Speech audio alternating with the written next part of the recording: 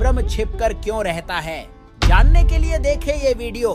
काल के 21 ब्रह्मांडों का अंतिम छोर है, वहां पर इसने एक और गुप्त स्थान बना रखा। काल भगवान ने एक महाब्रह्मांड के इक्विवेलेंट, और उसमें भी नकली सतलोक, अलखलोक, अगमलोक की रचना, अकैलोक की रचनाएं कर रखी है। वहां पर इसने एक तपतशिला बना रखी है।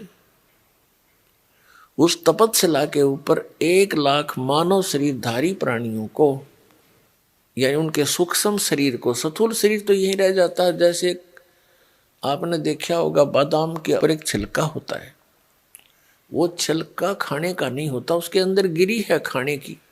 तो ऐसा ही समझो, इस स्थूल शरीर के अंदर एक सूक्ष्म शरीर है। उसके अंदर जितना भी हम जीवन भर में, सारे जीवन में मनुष्य शरीर के अंदर जो भी खाते पीते हैं, जो व्यसन करते हैं, आप देखते हो कि इस शरीर के अनुकूल नहीं है शराब और ये मांस और तम्बाकू, सुल्फा, बुक्की, यानी ये नशीली वस्तुएं शरीर के अनुकूल नहीं है, और हम फिर भी जबरदस्ती इसमें ठोक रहे हैं। ये मन का टेस्ट है। मन काल भगवान का एजेंट है, उसका सूक्ष्म रूप समझो, और ये व्यसन कराता है। आत्मा नहीं चाहती ये बकवादें करना, तो ये व्यसन किस लिए कराता है? अपना टेस्ट बनाए रखने के लिए। जो ज्यादा व्यसन करते हैं, शराब पीते हैं, मांस खाते हैं, चटपटे आहार करते हैं, सुल्फा, भांग, तम्बाकू पीते हैं, अफीम खाते हैं, इनके अंदर ज्यादा गंध भर जाता है सूक्ष्म शरीर में, और उसको फिर तपतशिला पर डाला जाता है। तपतशिला एक बहुत बड़ी पत्थर की टुकड़ी है, तवे टाइप की, तवा होता है जैसे, बड़ी तई देखी होंगी आपने हलवाइयों के पास, ऐसी कढ़ाई टाइप सी। तो उसमें 1 लाख मानव शरीरधारी प्राणियों के सूक्ष्म शरीर को डाल दिया जाता है, और वो स्वतः प्रज्वलित रहती है, इतनी हीट रहती है उसके अंदर। उसके ऊपर गिरते ही सभी प्राणी जैसे खील भूनते हैं चावलों की, ऐसे चटक मटक करते हैं, चटक पटक के, और वहीं गिरते रहते हैं, बाहर जा नहीं सकते। वहां कुछ ऐसा अट्रैक्शन बना रखा है उसने। वो मरते नहीं प्राणी, पर हाहाकार मच जाती है,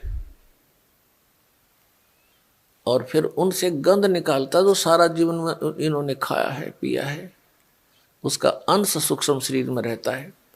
उस अंश को इतना गर्म करके ही निकालता है वो, उस सारे जीवन के आहार के अंश को, और फिर उसको ये खुद खाता है। ऐसे 1 लाख मानव शरीरधारी प्राणियों का ये काल भगवान, ये ब्रह्म नित आहार करता है। तो परमात्मा ने अपनी प्यारी आत्मा गरीबदास साहिब जी को ये सब व्यवस्था दिखाई।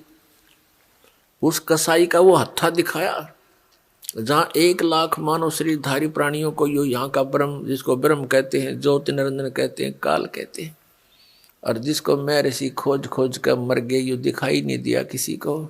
इसने प्रतिज्ञा कर रखी है कि मैं कभी भी किसी के समक्ष अपने यथार्थ रूप में नहीं आऊंगा। श्रीमद् भगवत गीता का ज्ञान श्री कृष्ण जी में प्रवेश करके इसी काल भगवान ने दिया था। 7वें अध्याय के 24 और 25 श्लोक में कहा कि अर्जुन, ये मेरा विराट रूप है। काल ने कहा था कि अर्जुन, मैं कभी भी अपने वास्तविक रूप में किसी के समक्ष नहीं होता। अपनी योग माया से मैं छुपा रहता हूं, और ये मूर्ख जन समुदाय जो सामने खड़े हैं, ये मुझे अव्यक्तम माम व्यक्तिम आपनम मनन्ते अबुधा, ये बेबुद्धि के, मंदबुद्धि के लोग मुझ अव्यक्त को, अव्यक्त माने मैं गुप्त रहने वाला हूं, और मुझे ये कृष्ण रूप में, व्यक्ति रूप में आया हुआ मान रहे हैं। आई एम नॉट कृष्ण, मैं कृष्ण नहीं हूं। और खुद कहता मैं अपनी योग माया से छुपा रहता हूं, कभी किसी के समक्ष नहीं आती। ये मेरा अटल अनुतम, अव्यय अनुतम नियम है। अव्यय माने अटल।